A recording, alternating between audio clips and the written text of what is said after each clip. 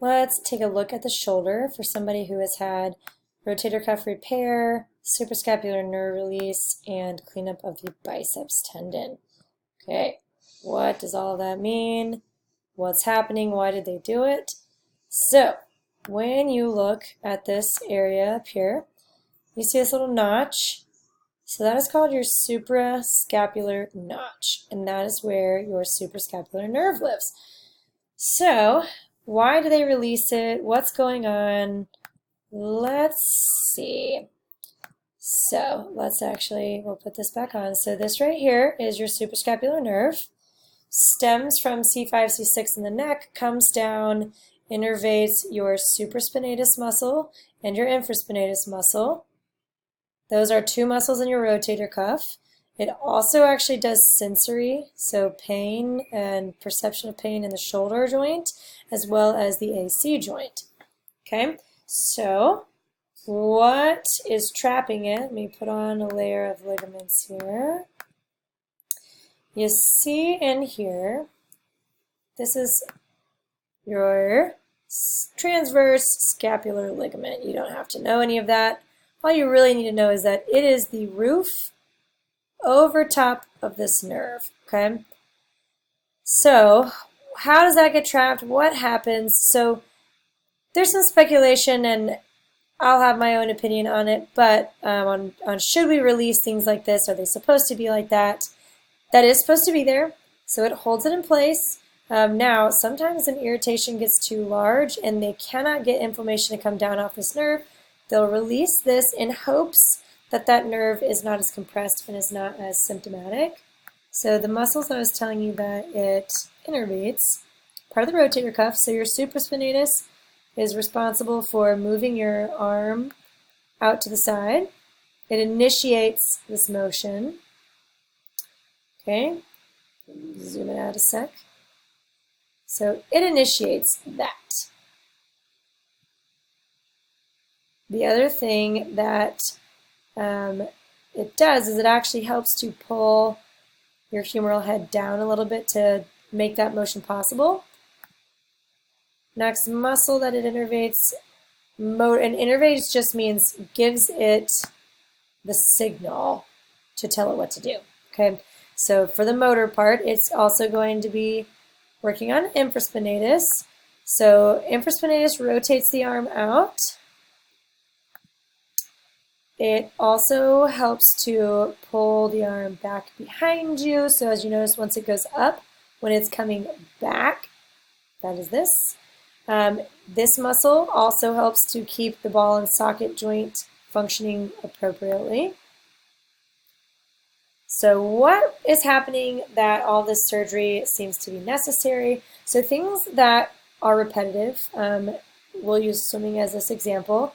As you are going overhead repeatedly, if mechanics are not how they should be, so like if the rotator cuff is really weak and it is getting to a point of fatigue where it's kind of just shutting down a little bit more, instead of being able to help pull this part of your ball and socket, instead of being able to help pull it down as your arm goes overhead to clear the space underneath here, it doesn't do that as much. So when you're going overhead, instead of having this nice space that you can see right here, that ball shifts up a little bit more, and when you're going overhead, these muscles can get kind of pinched, for lack of a better word, okay?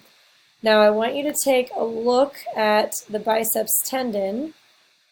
That's the sheath around the tendon. Your bicep tendon goes right into it. Okay, I'm going to take off a little bit of our connective tissue so you can see where it really goes. It goes all the way inside of your joint capsule, and it actually attaches to your labrum. So you'll commonly hear a slap tear, superior labrum tear. A lot of times that will involve the biceps. Those are pretty common in swimming also. But I wanted to show you the bicep because a lot of times when they go in and they do a rotator cuff repair or debridement where they clean up scar tissue and extra fraying of muscle, they will clean up the biceps tendon as well. So when we talk about tears, let me show you. Well, let's keep it this angle so that you can see this gap. Let's just say that the gap reduces and you start having a lot of wear and tear on your rotator cuff, okay? So think of it like taking a butter knife to a rope. You're not going to slice straight through it. It's just going to gradually start fraying the outside, but the inside is still sturdy. So in this area, we're already dealing with a pretty small area here. Now, if we start to get a lot of irritation and inflammation and fraying of the outside of this, that's going to take up even more space here, right? And then that rotator cuff's going to do its job even less. That's going to start to travel up a little bit more, and then you just get even more pinching, way difficult to go overhead. It starts to become insanely painful to move through. It's actually called the painful arc, which is the range kind of right in here, like 60 degrees to 120 degrees, right? So this is obviously not an actually true angle, but let's say that this is 60 degrees. Let's call this 120 degrees up here.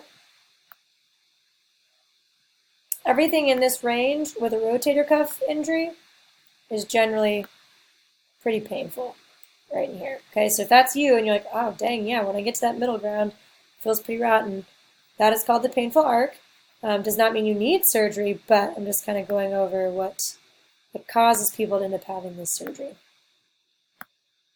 So things that can get irritated in general, your levator scapula, your rhomboid, particularly in this swimming example that we're using, when the rotator cuff gets really worn out, so this is the third muscle, the fourth one's on the front of your shoulder blade, the rhomboids kick in and they actually work a little too much. So they take up the slack that the rotator cuff cannot do.